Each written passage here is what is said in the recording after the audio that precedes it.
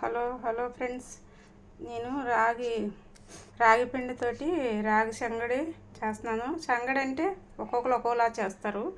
మేము ఇలా చేస్తాము. ఇది రాగి సంగడి అంటాం. మేము రాగి తోప అంటే సోడిపిండి తోప అంటారు. కొన్ని సైడ్లు సోడిపిండి తోప అంటారు, కొన్ని సైడ్లు రాగి సంగడి అంటారు. మేమైతే ఇట్లా చేస్తాము. ఒకసారి చూడండి. కావాల్సిన పదార్థాలు: బెల్లము, పిండి, నెయ్యి, నీళ్ళు. అయితే ఒక గ్లాసు నీళ్ళు పోసుకొని ఇవ్వండి,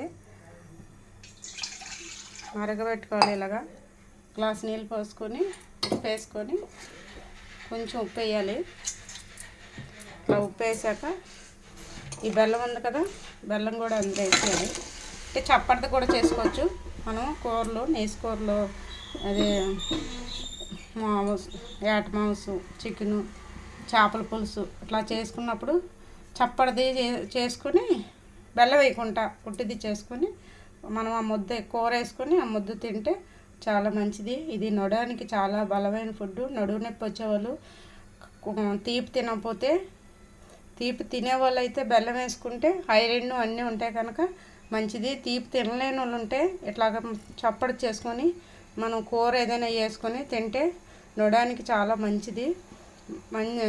నడువు నొప్పి అది రానీదు.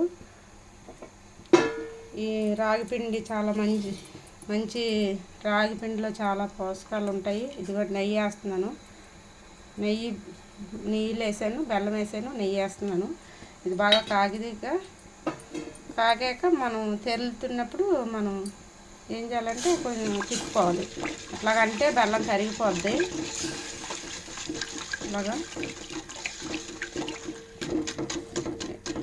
చప్పటిది మనకి ఆడవాళ్ళకి వచ్చి మనకి పీరియడ్స్ టైం అప్పుడు ఒక ఐదు రోజులకి అట్లాగా మనకి బ్లీడింగ్ ఇంకా అవుతుంది, బాగా ఎక్కువ ఓవర్గా అవుతుందంటే అలాంటప్పుడు ఇది చప్పటిది మనం బెల్లం అది వేయకుండా చప్పటిది వేసుకొని ఈ రాగి పిండి సంగడి తింటే కంట్రోల్ అవుతుంది.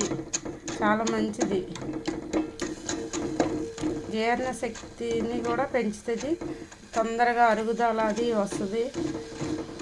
బాణంతో కూడా పెట్టినప్పుడు కూడా ఇట్లాగా మనం పెడితే మంచిది. చప్పడదు కానీ కొంచెం లైట్ బెల్లం వేసి, కానీ ఎక్కువ కాదు, లైట్గా వేయాలి.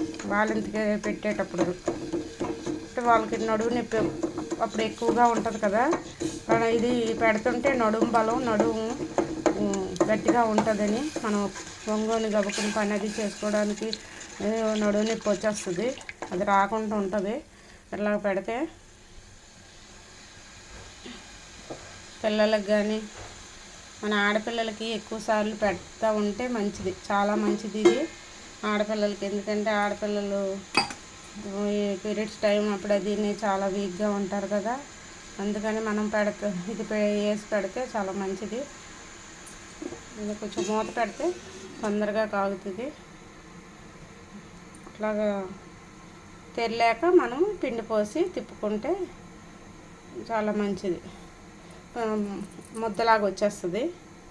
దాన్ని ఏంటంటే చక్కగానే ఒక దాంట్లో పెట్టుకొని మనం తింటే ఆరోగ్యానికి ఆరోగ్యము, బలమైన ఫుడ్డు, వెయిట్ లాస్, బరువు తగ్గడం అన్నీ ఉంటుంది ఇందులోనే. ఇదిగోండి ఎలా తెరులుతుంది చూడండి. మా చిన్నప్పుడు మా నానమ్మలు బాగా, మా అమ్మలు ఇది ఎక్కువ పెడుతూ ఉండేవారు. నేను మా పిల్లలకి మేము తింటాము.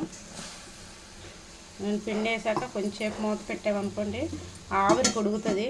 మనం అప్పుడే తిప్పేయకూడదు. కొంచెం ఆవిరి కొడికాక ఆ పిండి కూడా ఉక్కాలి. ఆవిరికి ఉక్కుతుంది. ఉక్కాక మనం కర్ర తీసుకొని తిప్పితే ముద్దలాగా అయిపోద్ది. ఇప్పుడు ఏం తిండి, అప్పుడు తిండిలు వేరు, ఇప్పుడు తిండిలు వేరు. ఇప్పుడు అన్నీ సూపర్ తిండిలు వచ్చాయి. పిజ్జాలు, బర్గర్లు ఇలాంటివే తింటున్నారు. కానీ పిల్లలు మనం చేసి పెట్టలేకపోతున్నాము. వాళ్ళు ఇంకా అవి అలవాటు పడిపోయారు. ఏం తింటారులే అని. కానీ కొంచెం అయినా అలవాటు చెయ్యాలి. చాలా మన పిల్లలకి చాలా తేడా వచ్చేస్తుంది అన్ని విషయాల్లో కూడా. ఇది చూడండి ఎలా ఉడుకుతుందో. ఉడికినప్పుడు ఇలాంటి కర్ర తీసుకొని మనకాడ మీకు అక్కడ కర్ర లేకపోయినా పప్పు గుత్తది ఉంటుంది కదా, దాంతో ఎట్లాగా తిప్పేసుకుంటే ఈ పిండి అంతా వైట్ది అంతా దాంట్లోకి ఎలా వేయిపోవాలి చక్కగానే ఇలా కరిగిపోద్ది.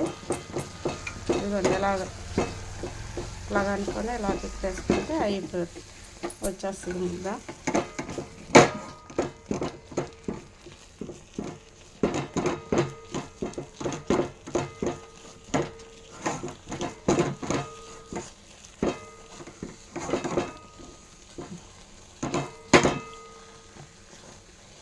పిల్లలకి చాలా మంచిది. రాగి జావ ఒకటి, ఈ రాగి సంగడి ఒకటి, కొన్ని ఏరియాల్లో కొన్ని రకాలుగా పిలుస్తారు. ఇది వైజాగ్ సైడు అది అయితే తాప్ అంటారు. ఇటు వరంగల్ తెలంగాణ ఇవన్నీ రాగి సంగడి అంటారు. దీంట్లో కొంచెం వాళ్ళు అన్నం వేస్తారు, మనం అన్నం అది వేయము, ఉట్టుపిండితోటే చేస్తాము. మనం ఇలాగా చేసుకొని పెడితే మంచిది. నేను ఎప్పుడు ఇలా పెడతా ఉంటాను మా పిల్లల కాళ్ళకి. మీరు కూడా ఒకసారి ట్రై చేయండి. ఇప్పుడు నుంచి అయినా కొంచెం పిల్లలకి అలవాట్లు అన్నీ చేస్తూ ఉంటే మంచిది. ఇదిగోండి రెడీ అయిపోయింది. ఇంకా కొంచెం తిప్పితే అయిపోయినట్టే.